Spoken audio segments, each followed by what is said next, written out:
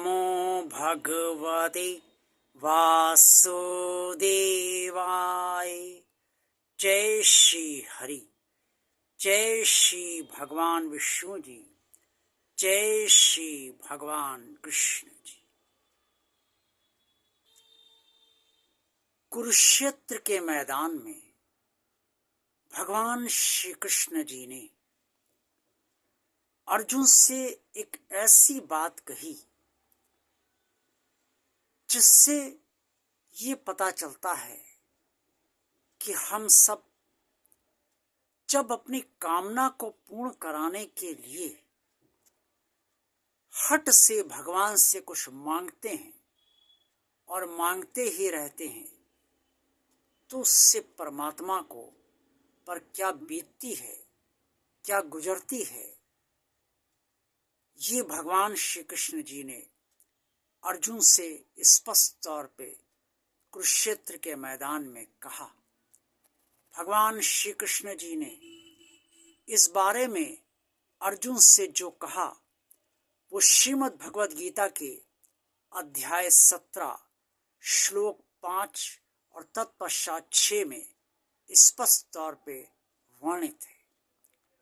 श्लोक 5 में स्पष्ट तौर पे कहा गया है, अशास्त्र विहितम घोरम तपन्ते ये तपो जना दंभाहंकार संयुक्ता कामराग बलान्विता। अर्थात शास्त्रों की निर्देश के विपरीत जो सिर्फ मन की सोच के अनुसार दंभ, अहंकार, कामना और राग और बल के अभिमान से युक्त होकर जो लोग तप करते हैं, हठ से भगवान से मांगते हैं, वो शास्त्रों के विरुद्ध कार्य करते हैं। अध्याय 17 के श्लोक 6 में स्पष्ट तौर पे ये कहा गया है कि भगवान श्री कृष्ण जी ने अर्जुन से कहा कि इस तरह से आसुरी प्रवृत्ति वाले जो लोग हठ से तप करते हैं, घोर तप करते हैं, वो न सिर्फ मनुष्य वो अपने शरीर के भीतर स्थित परमात्मा का अंश जीवात्मा को कष्ट देते हैं, बल्कि परमात्मा को भी कष्ट देते हैं। स्पष्ट है कि जो भगवान श्री कृष्ण जी ने मना किया है वो काम नहीं करना चाहिए। आज के समय में तप करने का बल तो अब लगभग समाप्त होता जा रहा है। कई लोग ऐसे हैं जो आज भी कठोर तप करते हैं और तप में लीन भी हैं, लेकिन ज्यादातर लोग आजकल तप करने के योग्य इसलिए नहीं हैं कि उनके शरीर के सामर्थ्य उनमें इतना बल नहीं है कि वो तप कर सके। द्वापर के समय में लोग तप कर लेते थे, उस तत्कालीन परिस्थितियों के अनुसार भगवान श्री कृष्ण जी ने अर्जुन से ये बात कही थी। द्वापर के बाद कलयुग आया और कलयुग में यज्ञ होते हैं, हो रहे हैं, पूजा पाठ होती है, हो रही है, मंत्रोच्चार होते हैं, हो रहे हैं। इस तरीके की जो भी भगवान से संबंधित क्रियाएं हैं, उन क्रियाओं को करने के बाद, उस तरह से पूजा पाठ करने के बाद, यज्ञ करने के बाद, और यज्ञ का उद्देश्य पहले ही स्पष्ट मनुष्य के मन में होता है कि उसके मन में कामना है, कामना बलवती है, कामना नैतिक है या अनैतिक है इस बात का विचार नहीं कर रहा है। उसे तो बस यज्ञ करा के, मंत्रोच्चार करवा के किसी तरीके से अपनी कामना को पूर्ण परमात्मा से करवाना ही है।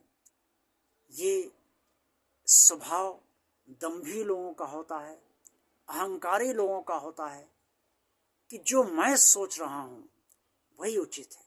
ये अहंकार है।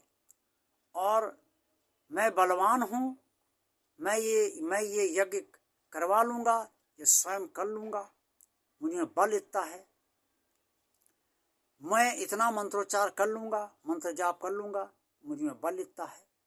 ये भी एक तरीके का अहंकार है, दंभ है।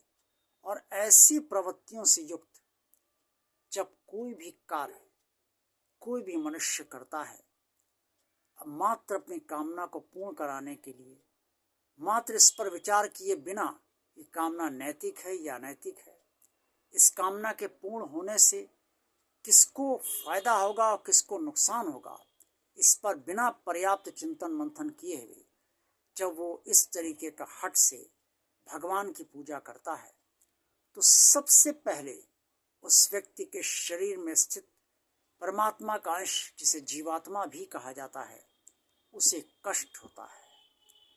क्योंकि यही अंश तो परमात्मा से जुड़ा हुआ है, इसलिए वो परमात्मा का ही अंश है, इसलिए उसे कष्ट होता है। और इसी अंश के जरिए परमात्मा को भी कष्ट होता है, क्योंकि कर्म का फल तो परमात्मा को देना ही है। अगर कोई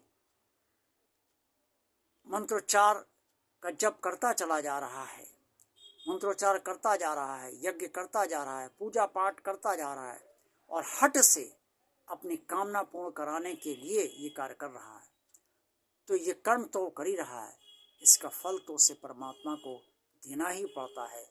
क्योंकि कर्म का फल का विधान परमात्मा ने स्वयं बनाया है और इस विधान से वो स्वयं बंधा हुआ है और उससे संचालित भी करता है।